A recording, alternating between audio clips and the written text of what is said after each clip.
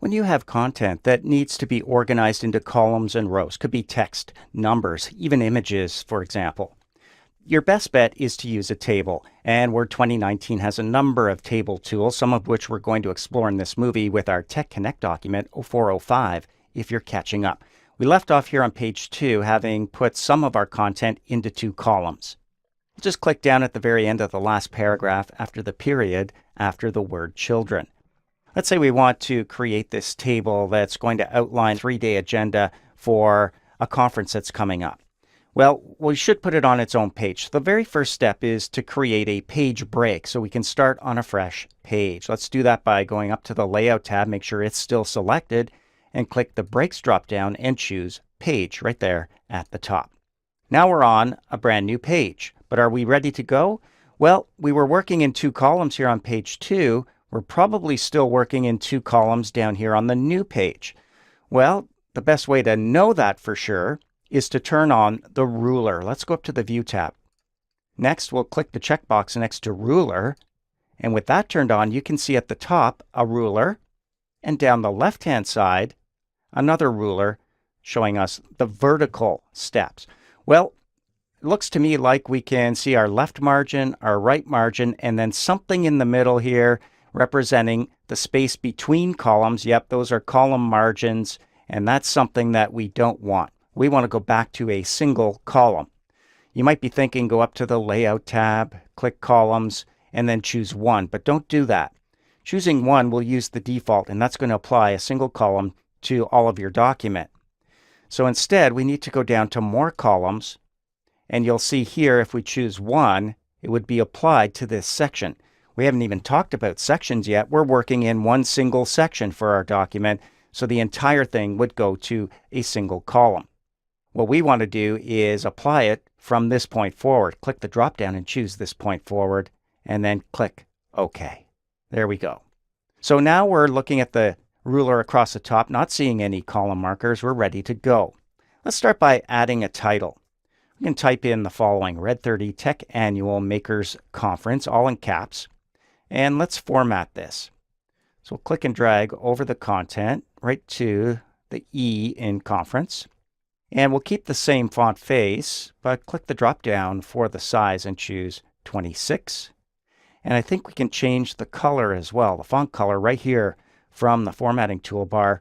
Let's choose that dark gray down here, the blue-gray text, to lighter 25%.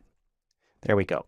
Now you can click anywhere to deselect that and press Enter to go to the next line. Now before we add our title, let's change our font back now. We'll go up to the Home tab, leave it at Calibri, click the drop down, and we'll go back to 10. That way we're not creating a table that's ready to accommodate such huge text. We can also change the color back. Let's go to black. And now we can insert our table. And it's easily done from the Insert tab. Go ahead and click there. Now you'll want to think this out before inserting the table. Let's say we want an agenda.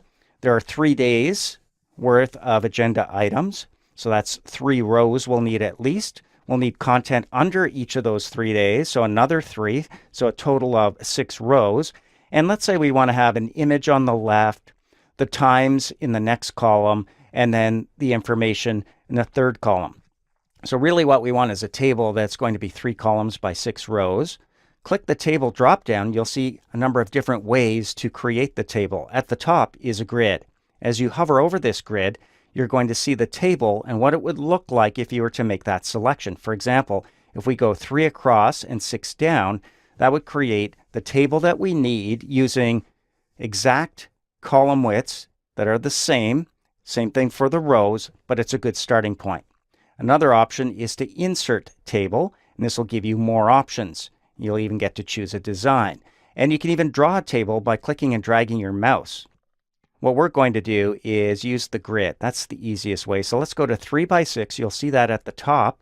And when you have that 3 by 6 table ready, just click and it's inserted for you, just like that.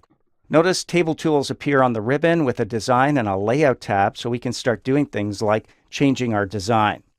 First of all, because we turned on the ruler, we can see the markers representing each of the columns, and we can adjust those just by clicking and dragging. For example, let's move this one over to about an inch. Now we'll move the next one over to around the 2-inch mark. And now we can move this right-hand side all the way out to around the 7-inch mark. You can see already the table's looking very different. Next, we'll go in here and let's say we want to put in the day and the title of the conference. In this case, day 1 would appear at the top, day 2 a little further down, day 3, and the actual date. Well, in that case, we might want to join these together. So click and drag from the first cell across. You'll see all 3 cells in the first row selected. Now with our table tools, we can do things like join those together.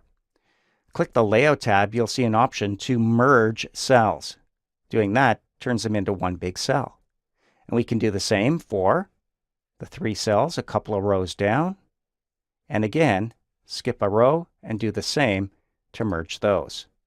Starting to take shape. Click anywhere inside the table, and we want to type in the following. Day 1, leave a space and a dash and a space, and we'll type in a date like Tuesday, July 24th. There we go. And then we could go down a couple of rows and type in day 2, leave a space, and that would be Wednesday, July 25th. And let's get day 3 in there as well. That's going to be Thursday, July 26th. So we have some content in there. It's not looking all that fancy, but we're ready to start putting things in some of these other cells. We're going to put images into these empty cells in the first column. We'll save that for later. Next, we'll put in some times, and then next to that, some agenda items. For example, if we go in here, and if we count across and down, this is actually, if we go across and down, that's column 2, row 2, click inside, and just type in the first time. We'll do 7:30 to 9. Now you can also use your tab key to move to the next cell. So while you're typing, it's a little bit quicker than reaching for the mouse and typing after you click. We'll type in registration and continental breakfast. Now when you press enter, you can see you're creating an extra line here for content. When we click in the cell previous, we can't click below. We need to press enter there as well to type in the next time. We'll type in one more. Let's do 9:15 to 10. Hit your tab key. You can see it highlights that text. We already pressed enter, so we can click just below to type in one more thing, and that's opening remarks.